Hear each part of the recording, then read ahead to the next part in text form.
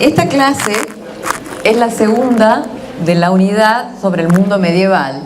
La clase pasada, ustedes se acuerdan que hemos visto el Islam, y hoy vamos a ver lo que sucede en Europa durante los siglos que van entre el siglo XI al siglo XIV, que es cuando se desarrolla el gótico, pero vamos a ver como antecedente unos siglos antes, a partir de la caída del Imperio Romano. Digamos, ¿qué pasa muy sintéticamente en el territorio europeo una vez que cae el Imperio Romano? Ustedes han visto en la clase con el arquitecto Roy el desarrollo de Roma en todo el territorio que abarcaba el Mediterráneo. Pero ese imperio comienza con una serie de crisis que tienen que ver con aspectos militares, fundamentalmente la presión de pueblos bárbaros que venían desde el este, problemas económicos que estaban vinculados al costo de mantenimiento de Roma, esa ciudad enorme en la cual además que administraba todo un extenso territorio, y con problemas de tipo espiritual vinculados a los conflictos entre los cristianos y los paganos. Todo esto va a derivar en una serie de circunstancias. En primer lugar, el cristianismo es adoptado como religión oficial del Estado en el año 323. En el año 375 empiezan las invasiones bárbaras a Occidente, y a partir de todos estos conflictos, de estas crisis que hemos enunciado, se va a producir la división del Imperio Romano en dos, que también hemos visto cuando veíamos el Islam, esa partición del Imperio Romano en el Imperio Romano de Occidente, con Roma como capital, y el Imperio Romano de Oriente, con Constantinopla como capital, que posteriormente se denomina Imperio Bizantino.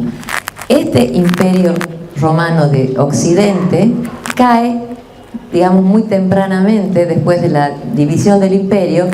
A partir, digamos, de las invasiones bárbaras, cae el imperio en manos de estos pueblos germanos. Mientras tanto, durante 10 siglos más, permanece el Imperio Romano de Occidente, de Oriente, el Imperio Bizantino, como, digamos, el lugar en el cual se va a mantener la cultura occidental greco-romana, pero de manera bastante aislada.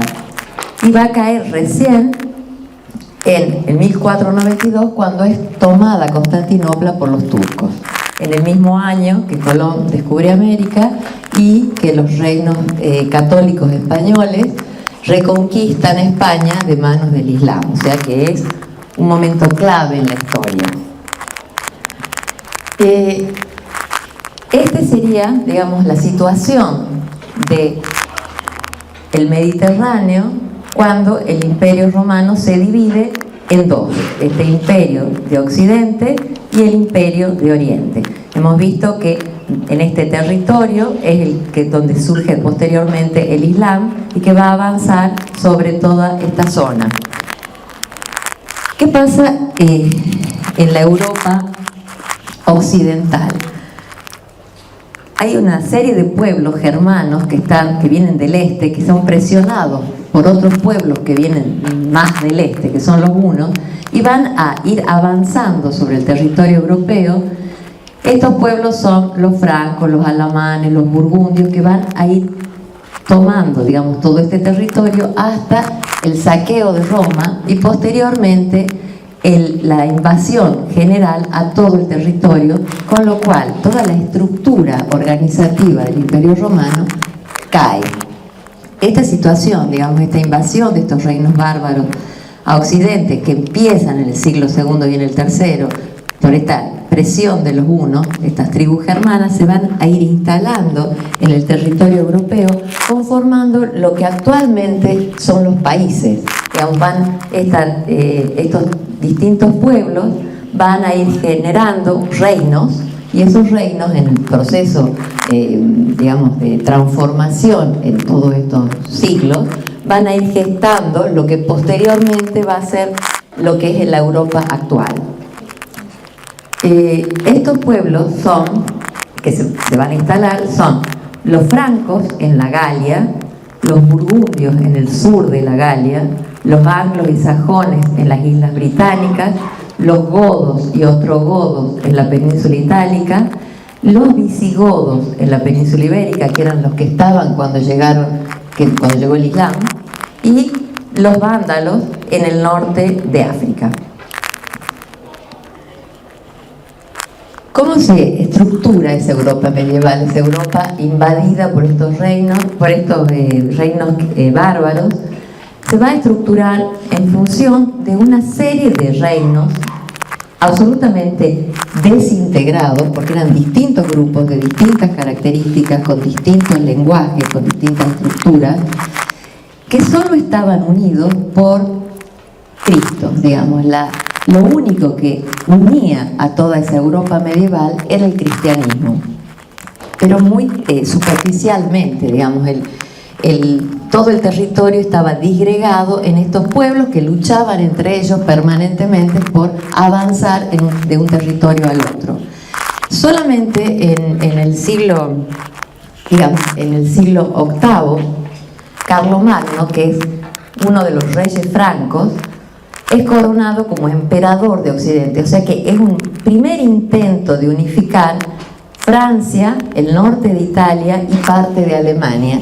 Digamos, ahí van a haber una serie de intentos por empezar a unificar estos reinos, y paralelamente, digamos, en el resto del territorio estaba el Imperio Bizantino y el Islam, que como hemos visto en la clase pasada, estaba ubicado en toda la zona de Asia Menor, Asia, el norte de África y España, y divididos, digamos, en los reinos abásidas en la zona este y el resto de los grupos islámicos que ocupaban España. Esta sería la estructura de la Europa medieval desde el punto de vista político, y cómo esto va a influir en lo que va a pasar en el territorio. En el siglo X, digamos, esta división, Europa carolingia, el Imperio Bizantino y el Islam, va a recibir nuevas invasiones. Estas nuevas invasiones, otra oleada de invasiones, está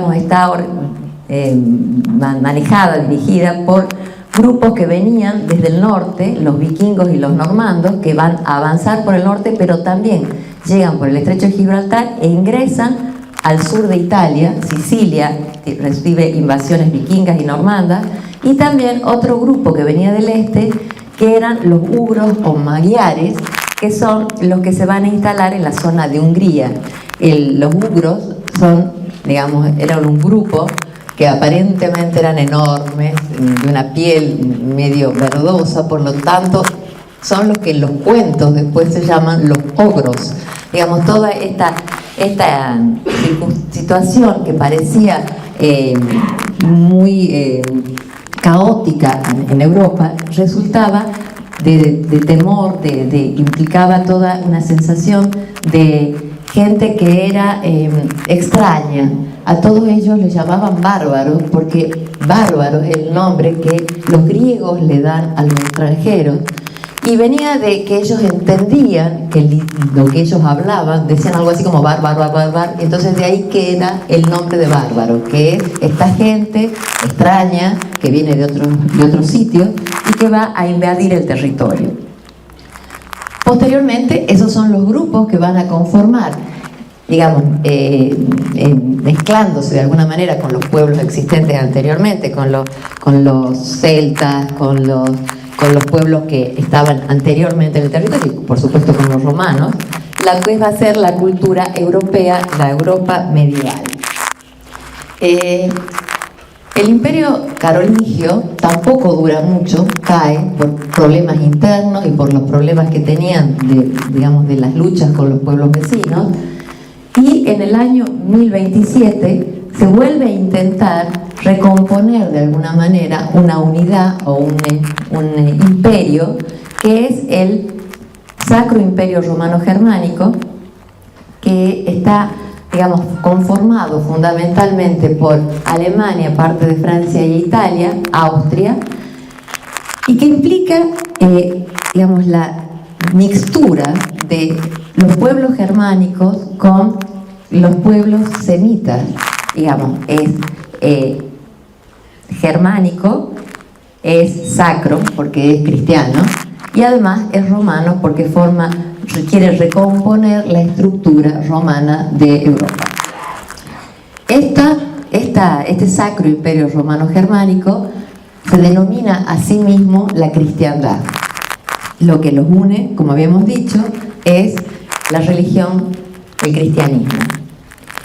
¿Cómo se estructura, digamos, desde el punto de vista de que a nosotros nos interesa la Edad Media? Nosotros no vamos a ver toda la arquitectura que se desarrolla en la Edad Media, sino alguna.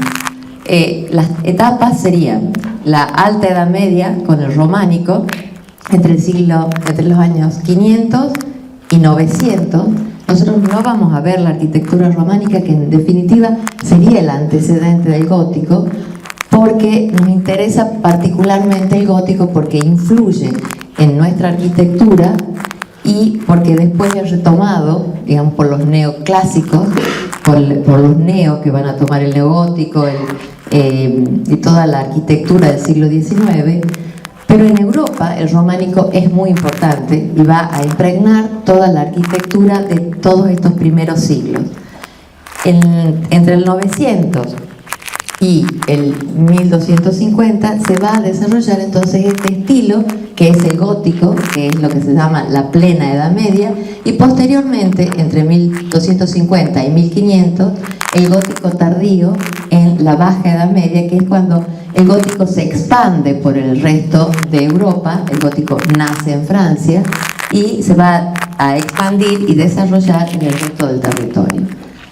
A nosotros nos interesa particularmente la etapa del gótico, que es la etapa de resurgimiento de las ciudades, porque ¿qué había pasado con las ciudades cuando cae el Imperio Romano y empieza todo este proceso de ruralización de la vida? Digamos, cuando se producen las invasiones en las ciudades, la gente empieza a abandonar las ciudades y se empieza a distribuir en todo el territorio rural.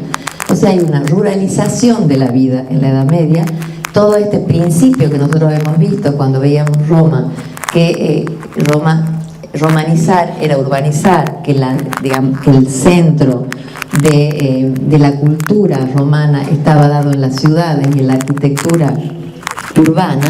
En el periodo medieval feudal va a declinar absolutamente la vida urbana y va a desarrollarse esta estructura política, social y económica, una estructura de base agraria, con economías de consumo muy cerradas, sin mercado. Va a desaparecer el comercio, es peligroso circular por las rutas están cerradas, pero además están cerradas por el Islam. El Islam ha cerrado el paso a Oriente, con lo cual en toda la Edad Media va a haber una situación de aislamiento de Europa, y la gente se va a instalar en las zonas rurales. La vida urbana entonces es sustituida por la vida rural. ¿Cuál es la estructura política que da base a este sistema? El sistema feudal es un sistema, una estructura económica y social de base piramidal, se llama esta pirámide feudal, en la cual hay un sistema absolutamente desigual, un sistema de vasallaje, en donde la base de la pirámide está constituida por la mayoría de las personas que son vasallos de otros pocos que están arriba de la pirámide, y entre la cúspide, que es el rey, el que domina todo el sistema, está un grupo que está compuesto por la nobleza y el clero, que son los dueños de la tierra. Y esos dueños de la tierra son dueños de personas y de la persona y de sus productos y de lo que la persona posee. porque digamos, se divide la tierra en distintos territorios de distintos tamaños y en distintos lugares, que son los ducados, los condados, los marquesados, y de ahí cada uno de los señores feudales dueños de esa tierra van a ser los condes, los duques, los marqueses, pero también el clero es dueño de la tierra. Los obispos y los abades van a ser también parte de esta pirámide feudal, de una estructura en la cual el poder está en muy pocos, y esos pocos van a recibir de manos del rey, que era el que tenía todo el territorio, el dominio de ciertas tierras, a cambio de que esos señores lo acompañen en las batallas para poder pelear o defenderse en las luchas con otros reinos. Entonces, una estructura en la cual estos señores feudales van adquiriendo poder cada vez más en detrimento del poder del rey, porque van teniendo cada vez más tierras y van teniendo cada vez más personas que dependen de ellos, en esta estructura que va a conformar la base del sistema político-económico de la Edad Media. Y si hemos dicho que no hay ciudades, ¿dónde está la gente? Los objetos, digamos, los elementos arquitectónicos que van a caracterizar el territorio en la Edad Media son fundamentalmente los castillos, donde estaban instalados los señores feudales, y en torno a esos castillos se iba agrupando la gente que estaba en general distribuida en la zona rural. Y estos castillos se ubicaban en zonas, digamos, en zonas que podían ser fácilmente defendibles, en zonas altas o rodeadas de agua. En general, todos estos castillos están rodeados de murallas almenadas, con fosos, con torres, con puentes levadizos, que son los que permiten que, además, en caso de peligro, toda la población pudiera refugiarse dentro de estos castillos. El castillo, entonces, es el sello del feudalismo territorial, pero a eso se le suma también los monasterios, donde estaban los centros religiosos, digamos, centros religiosos de tipo aislado, donde se desarrollaban las actividades de las órdenes monásticas, que ya no está, digamos, cuando se desarrolla el primer cristianismo, las órdenes monásticas también se ruralizan, y son las que están en el campo, y van a conformar centros religiosos aislados que también se abastecen, al igual que los castillos, pero es en ese lugar en donde se van a desarrollar todas las artes, toda la técnica, porque digamos, las órdenes monásticas manejaban las artes, pero también manejaban todo el sistema agrícola. Es ahí donde se desarrollan los avances vinculados a las fuerzas del agua, los molinos de agua, al viento, los molinos de viento, y también donde se inventa el yugo o el arado, que es, digamos, permitir que la fuerza animal permita arar la tierra, lo que produce en la Edad Media un gran avance para el tratamiento, digamos, de todo este territorio que va a ser cultivado como un continuum. Van a desarrollar los sistemas de riego y además son quienes manejan la cultura, digamos, toda la cultura va a estar concentrada en esas abadías, en el medio del territorio, y es ahí donde, digamos, los que manejan el arte, los que van a, de alguna manera, concentrar todo lo que es el conocimiento, van a ser los abades de las órdenes monásticas.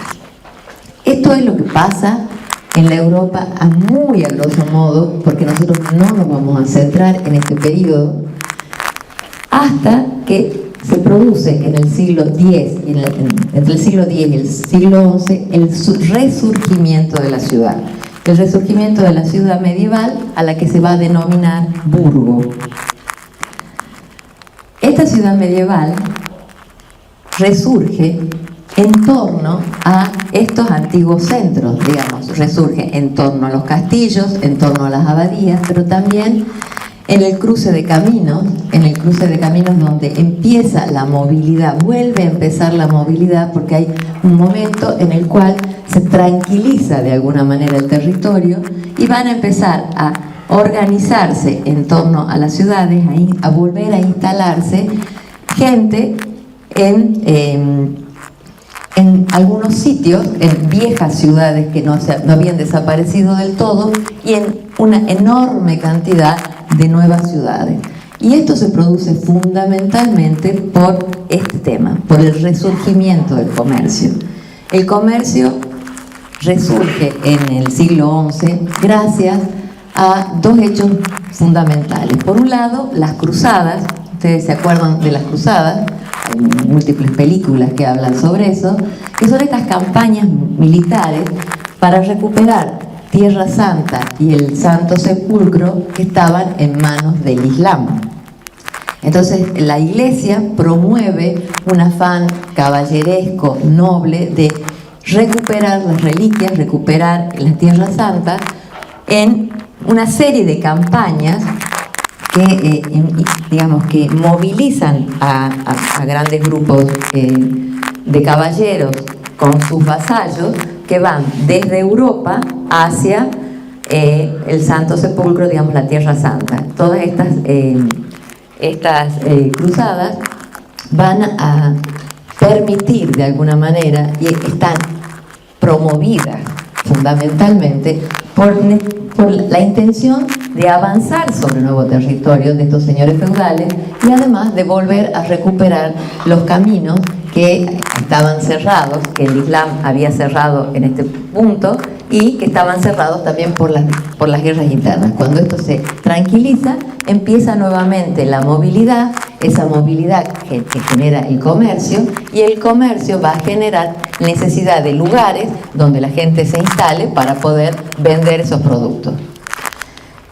Hemos dicho que había dos razones, que una era las cruzadas y otra eran las rutas de peregrinación, también desde el punto de vista religioso, unos sitios en donde se encontraban las reliquias sagradas que se traían de Tierra Santa o de Roma, y entonces hay lugares fundamentales donde la gente peregrina, que es a Santiago de Compostela, a Roma y a Tierra Santa, y en este camino de peregrinación se van volviendo a hacer caminos, volviendo a hacer puentes, o reutilizando los caminos y los puentes romanos, generando posadas, generando iglesias y catedrales que van a ir surgiendo en el camino que va nuevamente organizando la vida urbana y el tejido urbano medieval. Estas rutas comerciales van a promover, digamos, el surgimiento de este grupo al que se denominan burgueses, que se van instalando en torno a las viejas ciudades o a estos nuevos centros en lo que se llama burgos o extraburgos, digamos, la zona fuera de la ciudad. Y estos grupos van a tener, por supuesto, ya no un sentido individual, sino un sentido grupal, una organización de tipo corporativo, una comunidad de intereses que va a permitir el desarrollo de todo este sistema comercial, esta economía monetaria y de intereses que va a permitir, digamos, que se desarrolle en distintas zonas. Por ejemplo, la lana que se producía en las Islas Británicas era hilada en las zonas de Flandes y posteriormente llevadas a Italia, donde eran terminadas, y de ahí se repartían por toda Europa o eran llevadas a Oriente, y de Oriente se traían especias, seda. Digamos, empieza nuevamente el comercio que había estado paralizado, y empieza este comercio a permitir el desarrollo de todas estas nuevas ciudades en todo este territorio. Esta economía, digamos, estaba fundamentalmente concentrada ya no en esa clase feudal terrateniente, ya el poder no estaba centrado en la tierra, sino en el comercio y la producción. Entonces, los que empieza a crecer en contraposición con la clase terrateniente, que obviamente seguía manejando el territorio, estas clases comerciantes y artesanos que se instalan en las ciudades y van generando barrios según sus especializaciones. digamos, el barrio de los orfebres, el barrio de los vidrieros, el barrio de los plateros, el barrio de los comerciantes de la lana, que van organizando la ciudad en función de esta nueva producción y van transformando la ciudad en el centro de esta actividad. La vida urbana es una vida fundamentalmente exterior, digamos, se utiliza mucho el espacio público, que es donde se puede hacer esta vinculación entre la producción y el comercio. Esta sociedad burguesa, que es en definitiva el principal estímulo de la ciudad medieval, en esta sociedad, como hemos dicho, priman los principios comunitarios. Digamos, ya no es el valor de cada uno como individuo, sino del grupo, que va a permitir que la ciudad se convierta en un área de libertad en medio de ese mundo rural de sometimiento al sistema de vasallaje, y todo eso se va a obtener a través de un sistema de franquicias, de fueros, de cartas pueblas y de otros instrumentos legales que permiten adquirir libertades dentro de la ciudad. Como dentro de la ciudad hay libertades ganadas respecto del sistema feudal, la gente empieza a irse a las ciudades, cada vez empiezan a concentrar mayor cantidad de gente, que van a ir estructurando estos espacios que son las plazas en las cuales se realiza el comercio, las calles, todo este sistema que es un sistema de tipo comunitario, donde los valores de la comunidad son los que priman porque les permite fortalecerse respecto del poder que tenían los señores feudales. O sea que las ciudades son, dentro del territorio, lugares de libertad ciudadana. Y cada vez es más importante esto, por lo tanto cada vez se desarrollan con más fuerza y la comunidad empieza a imprimirle a esas ciudades un sello particular, un sello que demuestre el poder que van adquiriendo, y por eso el desarrollo tan importante del urbanismo, la arquitectura en ese periodo. En esa sociedad, digamos, en la que priman los valores comunitarios, el organismo que va a organizar la vida urbana desde el punto de vista político son los ayuntamientos, lo que se llaman municipios en España, digamos, las comunidades organizadas en estos ayuntamientos, que son como los municipios nuestros, digamos, que son los que administran la ciudad. Pero además de este sistema político administrativo que es el ayuntamiento y el municipio, todos los grupos de artesanos y comerciantes también se organizan en corporaciones y gremios, que son grupos de oficios y de artes que hay, digamos, de mayor y de menor nivel, las artes mayores y las artes menores, digamos, los que producían lana, los comerciantes de la lana o los de la plata tenían mayor poder, por lo tanto eran las comunidades más fuertes, pero también los otros conformaban esa agrupación, ese sentido comunitario que tiene la vida urbana y la vida urbana medieval digamos, de la post siglo X. También se organizaban de la misma manera las comunidades de artistas y artesanos en lo que se llaman las logias, que son grupos de artesanos o de artistas que se organizaban en una ciudad, trabajaban, por ejemplo, en una catedral y después se trasladaban a otra ciudad y construían otros edificios de la misma manera, pero de forma organizada, a través de un sistema en donde había una estructura que les permitía protegerse y organizarse. En general, el proceso que se da en el territorio desde el sistema feudal a este sistema de estructura burguesa, en las repúblicas italianas es particular porque las repúblicas italianas habían gozado desde tiempo atrás, digamos, de mayores libertades, de mayor autonomía, habían mantenido de alguna manera el carácter comercial, digamos, como ciudades como Génova y Venecia, Florencia o Milán, son ciudades que se habían mantenido mayormente como sistemas republicanos, no habían caído de tal manera en el sistema feudal, por lo tanto son las que primero resurgen y las que se desarrollan con mayor fuerza en la Edad Media.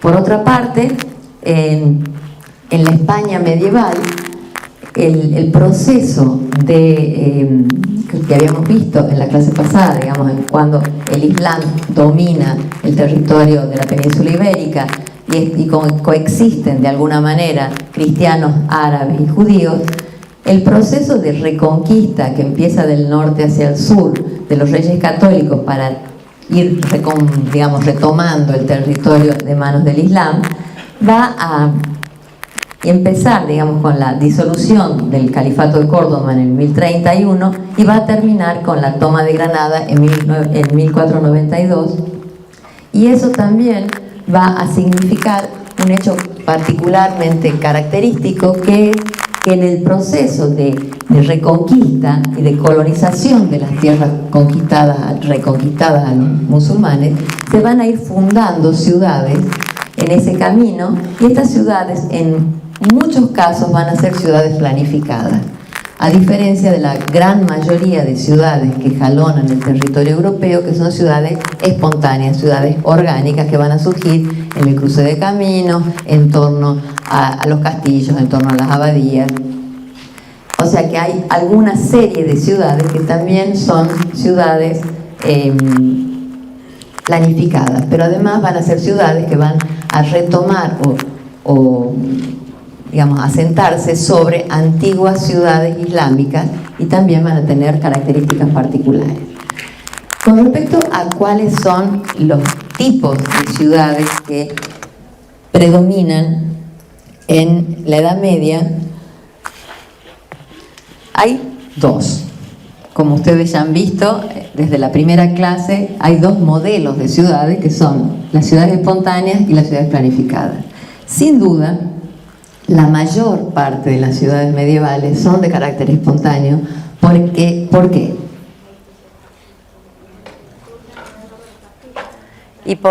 Y sí, pero ¿cómo surgen? Algunas son ciudades existentes, pero la mayor parte no. ¿Cómo se instala la gente? Exacto, la gente se va agrupando voluntariamente, digamos, no hay que se decide trazar la ciudad y después va la gente. La ciudad surge porque la gente va espontáneamente, y ese proceso es el que mayormente se da en Europa, a pesar de que en muchos casos vuelvan a ciudades que ya habían sido prefundadas por los romanos, pero la van modificando, se van asentando de manera espontánea. Esas ciudades entonces espontáneas son de tipo orgánico, y las ciudades planificadas son ciudades regulares, según las características que hemos visto en la primera clase. ¿Cuáles son los elementos de conformación de la ciudad medieval? Sin duda, está conformada por calles, estas calles que se van organizando, en muchos casos, como habíamos visto, en torno a una abadía, en torno a un castillo, en el cruce de caminos, se van instalando viviendas y van generando calles. Van a surgir plazas, porque es fundamental el comercio, el mercado es el lugar principal en donde se desarrolla esta actividad. Van a generar un espacio propio, y sin duda el cristianismo, que hemos dicho que es el único elemento unificador que ellos consideran, digamos, ellos se consideran a sí mismos la cristiandad, y es lo único que le da identidad a toda la población, y además esa necesidad de tener una esperanza que la religión cristiana les propone, digamos, les promete que aunque tengan una vida durísima en este mundo, después la vida va a ser diferente, y esa esperanza que le promete la Iglesia Católica va a sustentar este enorme momento de la historia al que se considera como oscurantismo, porque lo fue, digamos, un momento de crisis en la historia de la humanidad, en la cual había enormes masas sojuzgadas por grupos muy pequeños. Entonces la Iglesia Católica les prometía o les ofrecía un lugar en el cual podían tener esperanza de una vida mejor, si eran, digamos, si cumplían ciertos requisitos o rituales. Por otro lado, el ayuntamiento, el poder de la ciudad, también genera un espacio propio, y el resto del tejido conformado por esta sumatoria de viviendas, todo esto en un espacio bastante acotado, que es el que puede albergarse dentro de una muralla, porque estas ciudades estaban en permanente peligro y necesitaban ser protegidas. O sea que estos son los elementos que conforman toda ciudad medieval, sea o no orgánica. Digamos, también las ciudades planificadas responden a estos mismos elementos. Algunos ejemplos de ciudades medievales. Hay muchas variantes de ciudades y gran parte de ellas hemos dicho que surgen a partir de antiguos castros romanos, de ciudades romanas que habían decaído. Por ejemplo, Florencia está originada, digamos, en una antigua colonia romana fundada en el año 59 a.C., que se va a desarrollar posteriormente a la caída del Imperio Romano. No va a crecer mucho, pero va a tener una instalación bizantina que la va a mantener y va a ir creciendo poco a poco a medida que empieza a reactivarse esta actividad comercial. Por Florencia pasaban caminos que iban de Roma a París y que iban, o sea que este territorio era recorrible y además tenían todos estos caminos que nosotros habíamos dicho que llevaban la producción de Inglaterra a Flandes, de Flandes a Italia, de Italia al resto. Empieza a desarrollarse y a generar una serie de murallas. A medida que va creciendo, la ciudad va ampliando su territorio y generando nuevas murallas, y va a generar una estructura urbana que va a ser de algún modo heredera de este proceso en función de la instalación sobre, digamos, empieza a poder leerse cómo va avanzando la trama urbana sobre los antiguos edificios romanos. ¿Qué sería esto? ¿Qué puede haber sido? Un anfiteatro. Esto, si uno, hoy se puede ver en el tejido urbano de Florencia esta estructuración de calles que están instaladas sobre el antiguo anfiteatro romano. Por otra parte, van a desestructurar de alguna manera, como el Islam desestructuraba también las calles romanas. El proceso de desarrollo en la Edad Media también va a ir avanzando sobre las antiguas calzadas y generando otras, con lo que va a ir transformando la estructura urbana en una estructura urbana más, menos regular, orgánica, que va a generar unas distintas relaciones entre el espacio público y el espacio privado. Pero hay un hecho significativo: la ciudad medieval no es una ciudad desestructurada, no es una ciudad que no tiene reglas, todo lo contrario. La gran mayoría de las ciudades tienen la armonía que tienen debido a que había una serie de estatutos comunales que regulaban la relación entre el espacio público y el espacio privado. Las calles, el tráfico, la pavimentación, los límites de altura, las salientes digamos, de las casas, hasta dónde llegaban los balcones, cuáles eran los niveles de los aventanamientos. Había unos estatutos en la mayor parte de las ciudades importantes que hacen que ese tejido, que de alguna manera hemos dicho espontáneo, orgánico, tenga leyes sobre las cuales se estructuran y que hace a ese equilibrio armónico que tienen las ciudades medievales cuando uno actualmente mantiene.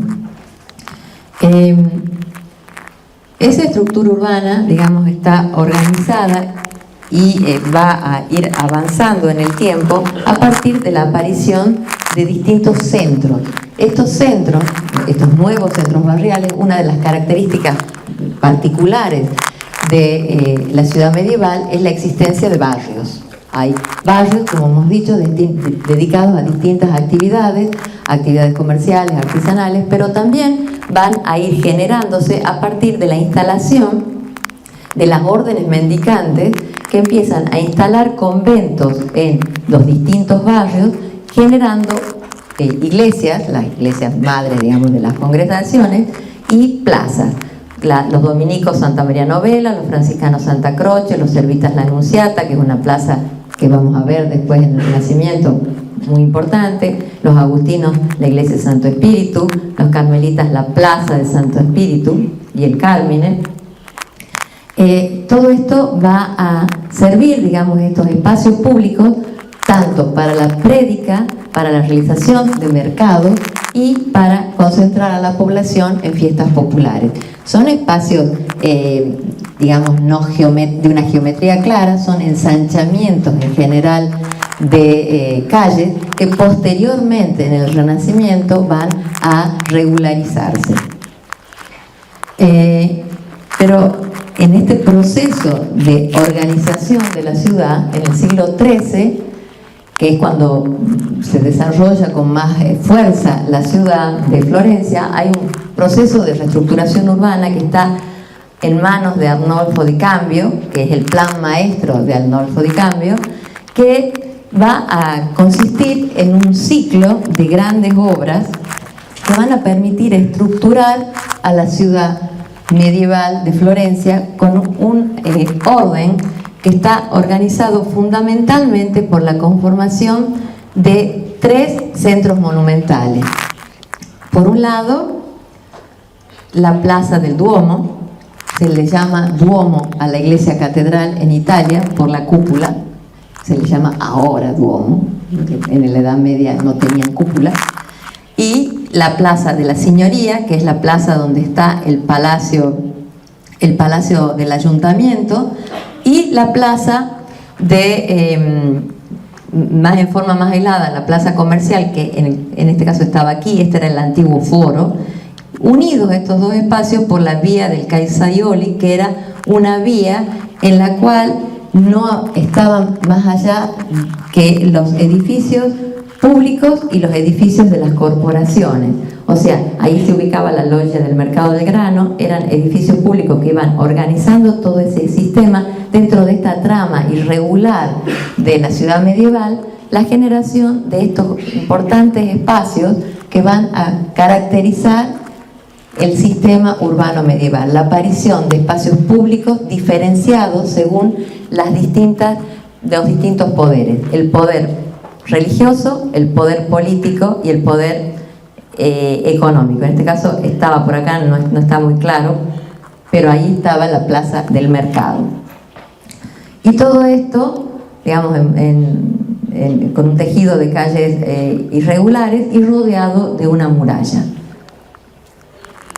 Otra de las ciudades que, digamos, paradigmáticas para entender el modelo de ciudad medieval es la ciudad de Siena, que es una ciudad también de una organización, una ciudad orgánica, estructurada espontáneamente, a partir de una antigua establecimiento romano, un pequeño establecimiento romano que decae en la primera etapa de la Edad Media y que en el siglo XI empieza a resurgir porque también este era un cruce importante de caminos y se van a instalar en la zona que era como, digamos, esta es una zona de colinas en la cual había 2 o 3 castillos en los cuales se iba agrupando la gente en esta estructura, digamos, del feudalismo, en el cual estaban los castillos, el territorio que los circundaba. Esos 3 grupos,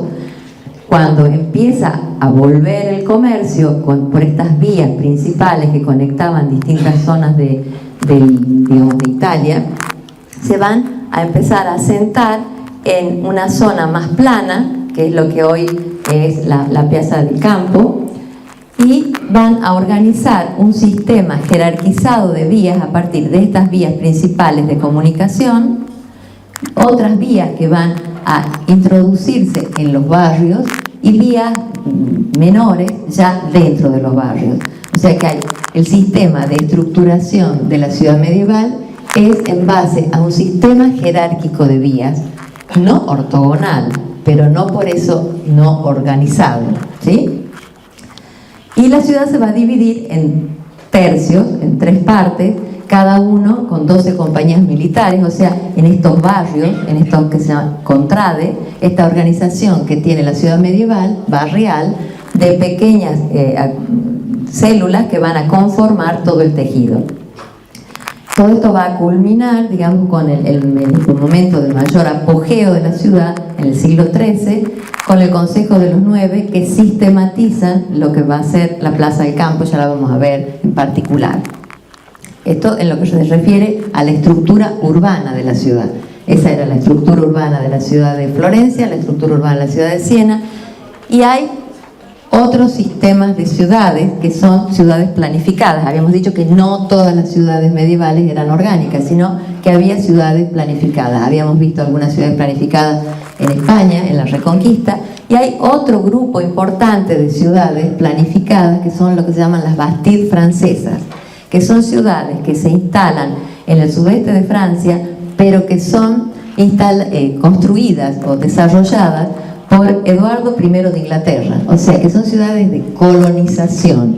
Como este rey va a tomar territorio francés para conseguir que la población se asiente, les va a proporcionar tierras, va a distribuir tierras a los colonos, pero a cada uno le va a dar dentro de una estructura urbana una parcela para vivir. Y de esa manera van a surgir estas bastides, que son guarniciones militares protegidas, fortificadas, que acompañadas de un territorio exterior para la producción agrícola, y que van a ser centros locales de mercado dentro de la estructura de la ciudad. Algunas de ellas son Montpassier, Aigues-Mortes, Carcassonne, Villarreal, y además de estas ciudades francesas, también en la zona de la Toscana también se van a desarrollar algunas otras ciudades con el mismo concepto. Uno de los ejemplos paradigmáticos de Bastide es la ciudad de Montpassier, una ciudad de una traza reticular, como ustedes pueden ver, con calles angostas, regulares, y espacios como plaza, la plaza del ayuntamiento y del mercado, y la plaza de la iglesia. La estructura de esta ciudad también se organiza en función de una jerarquización de vías, pero en este caso reticular.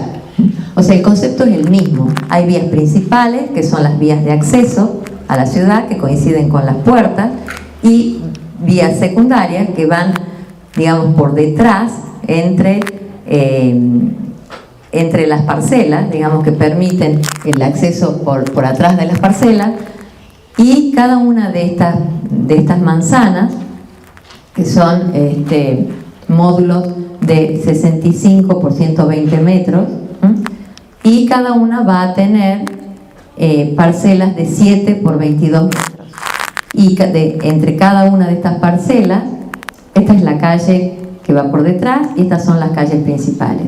Hay una distancia entre lote y lote, que es lo que se llamaban cortafuegos, porque estas ciudades en general, las casas eran construidas de madera y eso evitaba que el incendio avance sobre todas. Pero hay toda una estructuración de la ciudad en función de criterios de organización. O sea que las ciudades medievales no eran ciudades desorganizadas. El sistema de vías, entonces hemos dicho que es un sistema jerárquico, ya sea en las ciudades orgánicas como en las ciudades planificadas. Calles principales y calles secundarias con distintas jerarquías y distinto tamaño según el rol que tengan dentro del sistema urbano. ¿Está claro esto? ¿Sí? ¿No tanto? Estas calles, además, respondían a lo que habíamos dicho, que era la especialización funcional. También variaban en su conformación de acuerdo a si estaban instalados comerciantes, qué tipo de comerciantes, artesanos, cuál era el tipo de artesanos. Las calles del centro, en general, eran las calles donde se ubicaban las artes mayores, digamos, y las calles alejadas, por ejemplo, donde se ubicaban los comerciantes que vendían, por ejemplo, los carniceros o los que tenían, digamos, que generaban digamos, residuos que no podían estar dentro de la ciudad, se ubicaban en las zonas más alejadas. Pero, como hemos dicho, las calles iban adquiriendo la fisonomía de estas actividades. La mayor parte de los artesanos tenían su centro productivo en su propia vivienda, en la planta baja, y abrían, digamos, las ventanas o las puertas hacia las calles donde digamos, exhibían sus productos. O sea que la ciudad se abría a la calle para este intercambio de productos. La ciudad medieval era una ciudad muy vital desde ese punto de vista. Por otra parte, hemos dicho, cuando íbamos mostrando las tres ciudades que hemos visto en forma general, que hay un hecho fundamental que es esta zonificación funcional, no solo con respecto a las calles y las actividades, sino con respecto a los poderes que manejan o estructuran la ciudad, que son el poder económico en el mercado, el poder administrativo o político con el municipio y el poder religioso con la catedral, que es, digamos, la cabecera, donde está la cabeza del obispo, la cátedra del obispo en las ciudades más importantes. Y esa diferenciación funcional se hace absolutamente evidente en las ciudades, generando espacios propios. Por ejemplo, esta es la plaza del Ayuntamiento en Siena, la plaza del Campo. Aquí está la plaza del Mercado, detrás del Ayuntamiento, y aquí está la plaza del Duomo, la plaza de la iglesia. Cada una intenta ser más importante e intenta poner los edificios de mejor manera, porque cada ciudad además quería ser mejor que la otra en ese sentido comunitario que tenía. Entonces se invertía mucho, los gremios invertían mucho en las ciudades. Todas las obras públicas las hacen las corporaciones, las comunidades de artesanos y comerciantes, que invierten en la ciudad para que cada una de estas ciudades tuviera un rol más importante dentro de todo el sistema comercial. Y cada uno de estos edificios ponía, digamos, este es el caso de Florencia, la Piazza del Duomo, la Plaza de la Signoria, la Plaza Política, y en el caso de otras ciudades italianas donde también aparecen estos espacios a veces menos geométricos, más irregulares, pero que están en la Plaza del Duomo, la Plaza del Mercado, la Plaza del Ayuntamiento, así como en las Bastilles francesas. El tema que en las Bastilles francesas no aparece la tercera plaza, aparece la Plaza del Mercado y la Plaza de la iglesia, y no aparece la plaza política. El ayuntamiento está en la Plaza del Mercado porque el poder político estaba fuera, estaba en Inglaterra.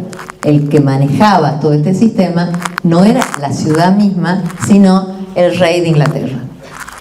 Pero digamos, conceptualmente, esta zonificación, esta diferenciación funcional con distintos espacios para cada una de las funciones es una de las principales características de la ciudad medieval europea. ¿Y cómo sería esto en América? Respecto del espacio público, esta división de espacios públicos en relación a los distintos poderes. ¿Cómo era la ciudad americana colonial?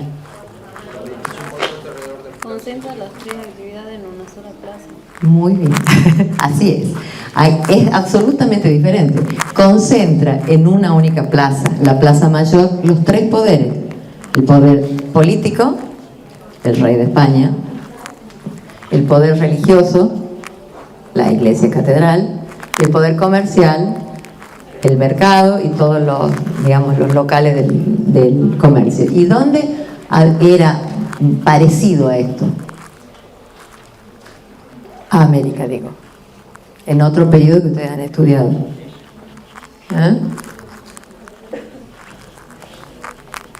¿En dónde? ¿Cómo eran los foros? El foro romano. ¿Te parece funcionalmente? No estoy hablando de forma, estoy hablando de funciones. ¿Sí, no?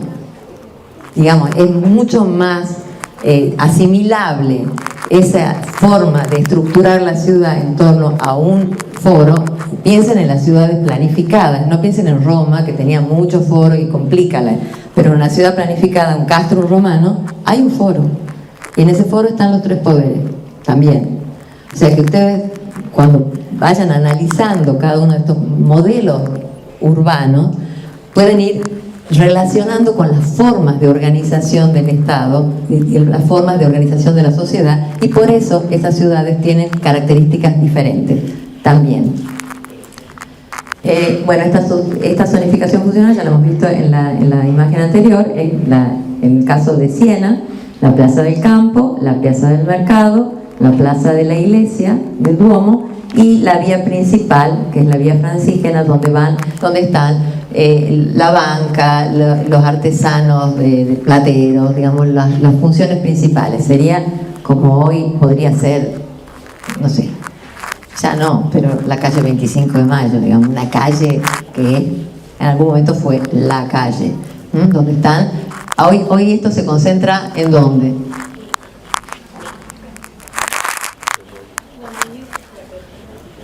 En los shopping, ¿no? Digamos, ha cambiado, de alguna manera ha cambiado.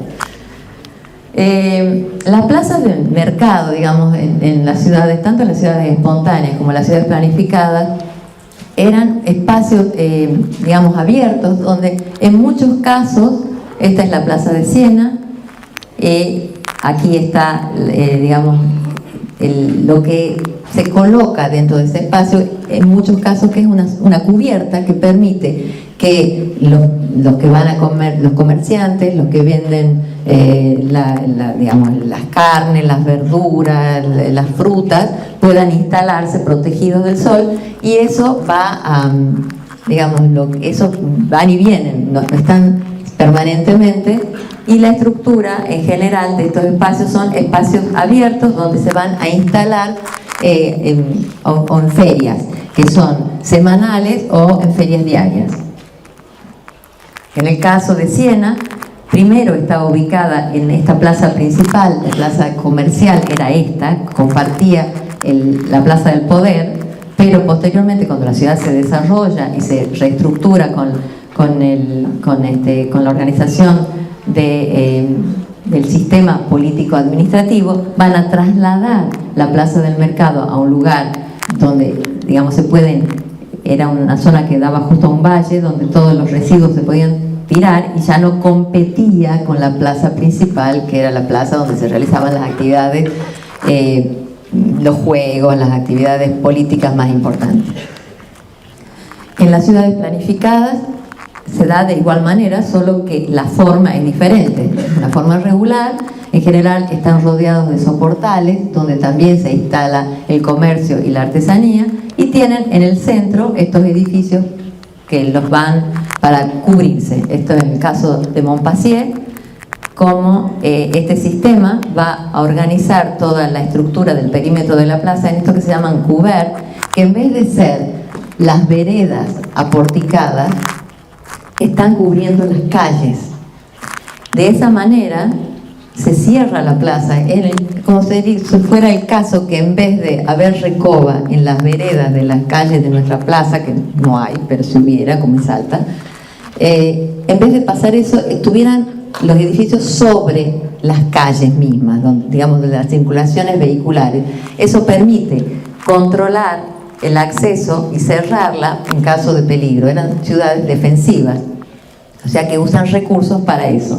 Por otro lado, la plaza del municipio, la plaza de la comuna, este es el caso de la plaza de la Signoría en Florencia y la plaza del Campo en Siena, que van a estructurar todo este espacio libre público en torno al edificio principal, el edificio del ayuntamiento, que es un palacio gótico con apariencia de castillo fortificado, digamos, con almenas, con muros y con una importante torre, una torre que va a, en cada una de las ciudades, intentar ser más alta, porque va a marcar el centro del poder, va a marcar como hito en la ciudad, desde lejos. Imagínense en estas ciudades que se podía llegar, avanzar desde muy lejos, ciudades que no eran muy altas, y aparecían a la distancia estos elementos significativos que marcaban el lugar de poder y marcaban el valor de esta ciudad. Todos estos edificios estaban hechos por la comunidad, como hemos dicho, para el prestigio de cada una de las ciudades. Y por otro lado, bueno, esta es la Plaza del Campo, en donde podemos ver la forma de esta plaza. Como es una ciudad orgánica, tiene que ver con la forma del espacio en el cual se estaba instalando, una forma de abanico, donde toda la arquitectura de acompañamiento al ayuntamiento tiene una organización en función de este estatuto municipal que organizaba con el color, el material, la altura. A pesar de que todas eran hechas por distintas personas, respondían a algunos principios comunes, los aventanamientos, y además también estaba cerrada. Las calles pasaban por debajo de los edificios, con lo cual también contribuía a ese control del espacio, y ahí se realizaba la fiesta del palio, que era una fiesta en la cual participaban todos los grupos barriales compitiendo por un estandarte que era el palio, y cada uno, digamos, en estas carreras de caballos, el grupo que ganaba era el que se llevaba el palio, y ese barrio era el que por ese año tenía el triunfo, era el barrio que había ganado. O sea, todo el valor de la organización barrial también conformado desde la estructura de poder para enfatizar que cada uno de los barrios tratara de mantener lo mejor posible su barrio. Lo que decíamos, que también el poder religioso conformaba un espacio propio, que era la plaza de la iglesia, donde estaba el edificio religioso, que también iba a colocar una torre campanario, y en la cual competía cuál era más alta, la torre campanario del poder político o la del poder religioso. Cada una intentaba ser más importante.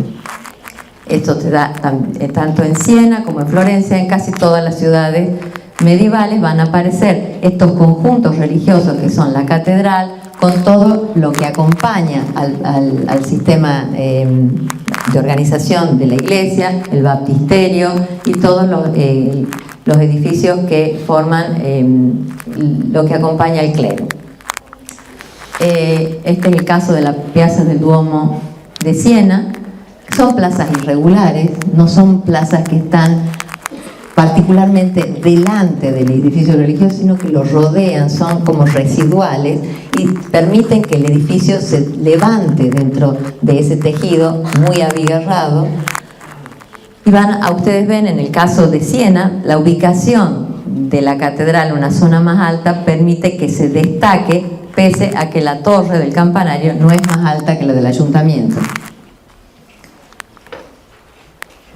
Respecto del tejido urbano, hemos dicho que estaban estos tres poderes, pero las ciudades se conforman con las viviendas, con toda la estructura del sistema de tejido urbano. Las parcelas, debido a las necesidades comerciales, todos querían tener o el lugar donde producían o el lugar donde comerciaban que esté en la ciudad. Con lo cual, las ciudades eran amuralladas, las parcelas son cada vez menores, son parcelas de muy poco frente y profundas, por esta necesidad de que todos participen de un poco de espacio de la calle.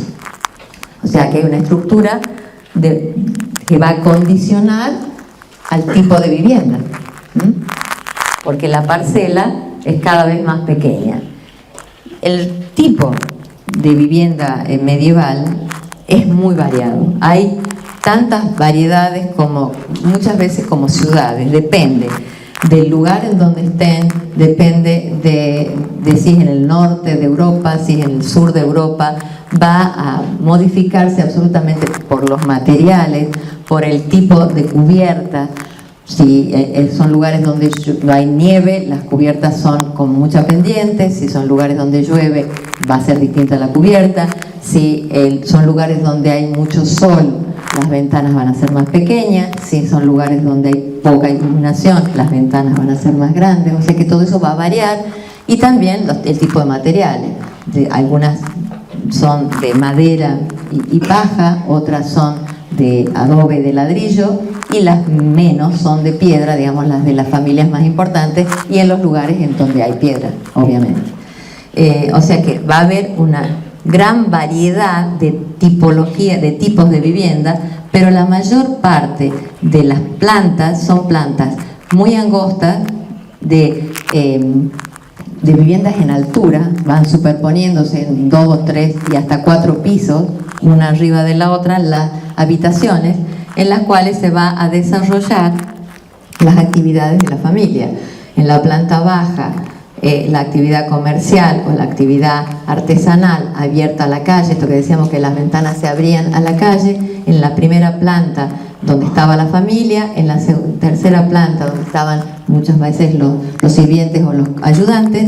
Y en la mayor parte de los casos, en la planta alta era el depósito, y muchas veces se subía hasta el ganado en la planta alta. Sí, insólito, pero es así.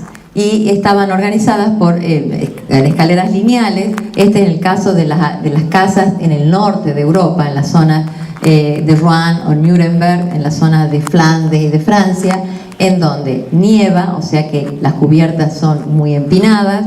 En general son todas hechas en madera, y en muchos casos también está escalonado el tratamiento. Estas son viviendas actuales, pero que responden a los sistemas constructivos de ese momento, en el cual la estructura de sostén era de madera y se cerraban con cañizos o paja. Ahora están cerradas con ladrillo. Pero este sería más o menos el sistema, y estaban realizadas con ventanas que tenían celosías, y en muchos casos cubiertas con algunos paneles para protegerse de la luz y del viento.